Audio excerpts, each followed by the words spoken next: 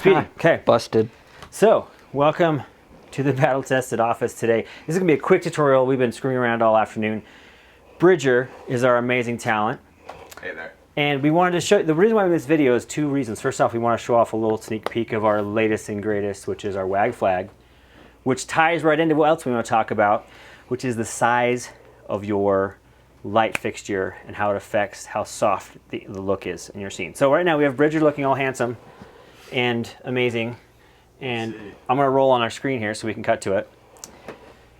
And you can see this is our 4B, which is our 1 foot by 1 foot light. And where are we sitting right now? We've got some decent exposure out of it. Yeah, give us a meter there, Ryan. Where are we sitting? Okay, 5.6. Yeah, that's putting us at a 5.6.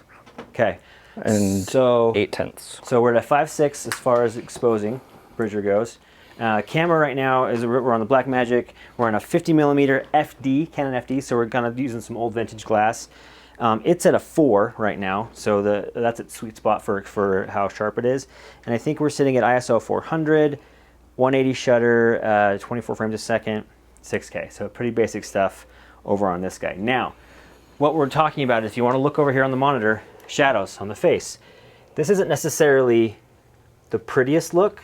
It would look fine if you were, you know, if that's what you're going for, kind of contrasty, a little bit harder shadows, things like that. But say, you know, I like that, but I want to go something softer, make it nice, a more kind of glamorous look, easier to look at. I mean, Bridger you can only look at for so long, I know, but that means you gotta make the light softer. Now, how do you do that? You can either walk your fixture in, or you put a diffusion in front of it. Whatever you're trying to do, you can bounce it against a card, but you want to make that light source bigger. So what we're going to do is going to do that very thing. So here we have our 6 foot. Actually, I think this one's 5 foot Wag Flag with light grid on it.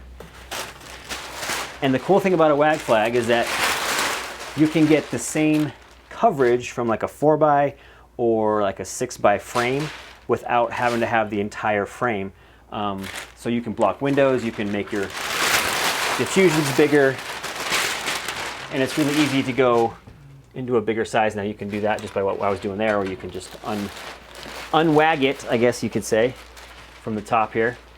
And we were going to call these not Wag Flags. What were we going to call these? What did Austin say? Do you remember? Super stupid sticks? No, he had a really cool name.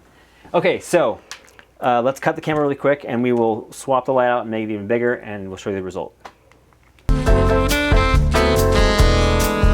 All right, so we have made sure our light source is bigger by a couple things. First off, we swapped out our 4B for an 8B, so we got a 2 foot panel now, which is going to allow us to spread the light out of the diffusion, and we've made the diffusion go from a 1 foot to a 5 foot basically surface, which is pretty cool. So if I go over here and I hit record on our monitor, and Bridger does his best blue steel down the barrel here.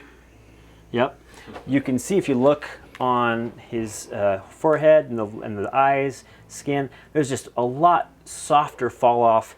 It has a much more gradual transition, that kind of stuff. So if you're looking to, and some directors will only light faces with a fixture this size. They don't even want to think about using like a 1x anything. They just want to go straight to at least a 4x, 6x, 8x, put stuff through it. It's a really attractive look. And then from here you could just go on and add your fill light and your RAM and all that stuff. But we're excited for the new Swag Flags, which makes it really easy to get a softer, larger source, especially with the smaller fixtures if you're using a smaller kit. And I hope that was a good example of soft light, how you achieve soft light by making your source bigger. So there you go.